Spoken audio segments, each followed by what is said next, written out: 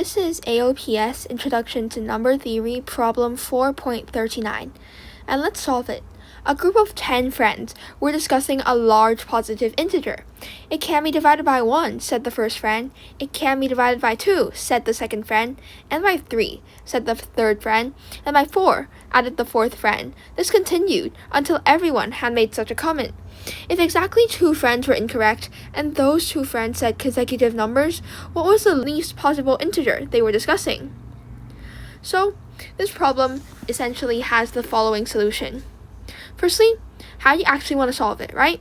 Well, notice the 2 keywords here, consecutive numbers. So let me just underline that, consecutive numbers.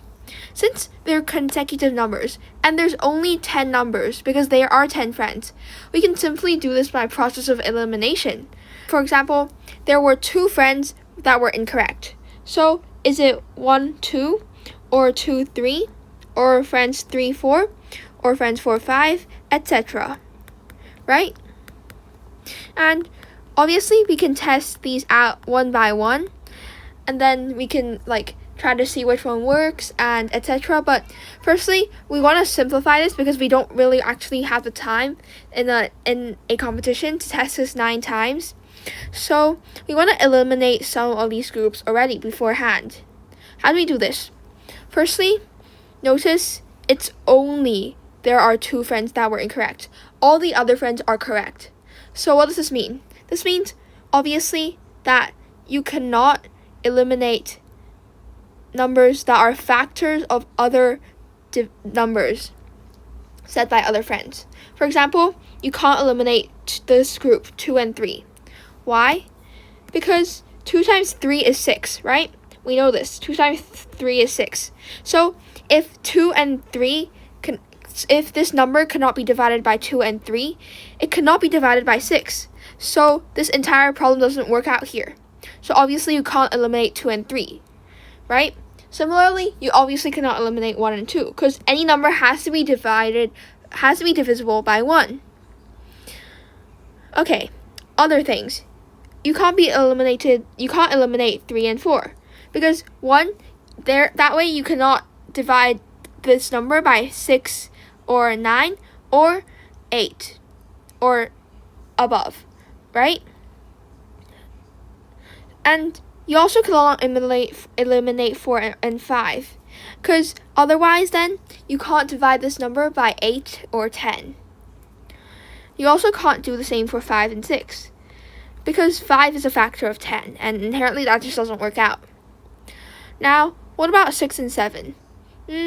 That doesn't look like it has much of a problem. Let's see. So, if you can't divide by 6, you can't divide by either 2 or 3, right? Because 6 is 2 times 3. So that means that you either cannot divide by 8 or cannot divide this number by 9. So that doesn't work out either. Okay, what about 7 and 8? Well, 7 is a prime number, and it doesn't really contribute to any other number here. If you can't divide this large number by 7, this doesn't really affect any other divisor here. And if you can't divide this number by 8, it doesn't really affect anything. Because if you can't divide this number by 8, you can still possibly divide this number by 2, 4, or 10, or any other even number from 1 to 10, right? So this doesn't really get affected. So we can consider that. Similarly for 8 and 9. Again, if you can't divide by this number by 8, that doesn't really affect any other number from 1 to 10.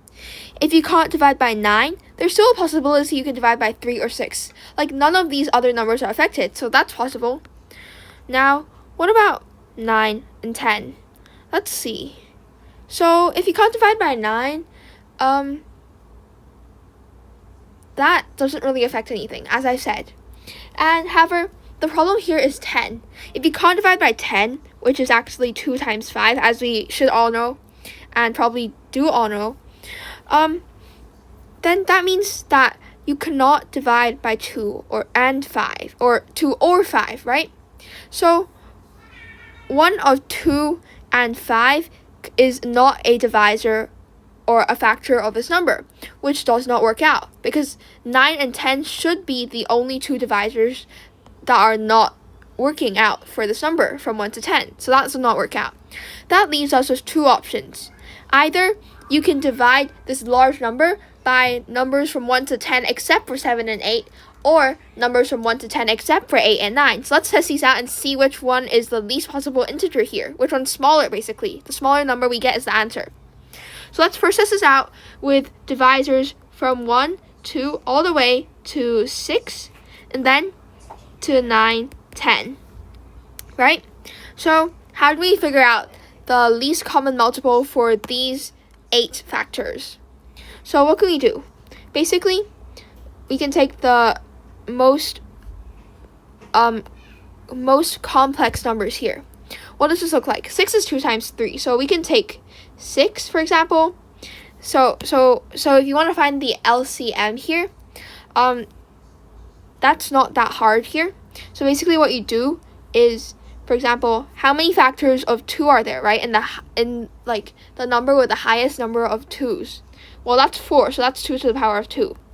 Then what about 3? 3 to the power of 2 is 9, so we can include that. Prime numbers, right? 5. Yeah, there's only one 5 in both 5 and 10.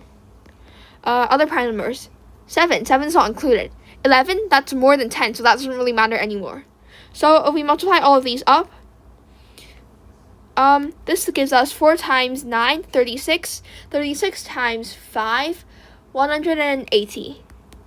Okay, now moving on to if we eliminate 8 and 9. Then that means we have 1 to 2 all the way to 7, then 10 as our divisors for this number. Right? So what does this actually look like then?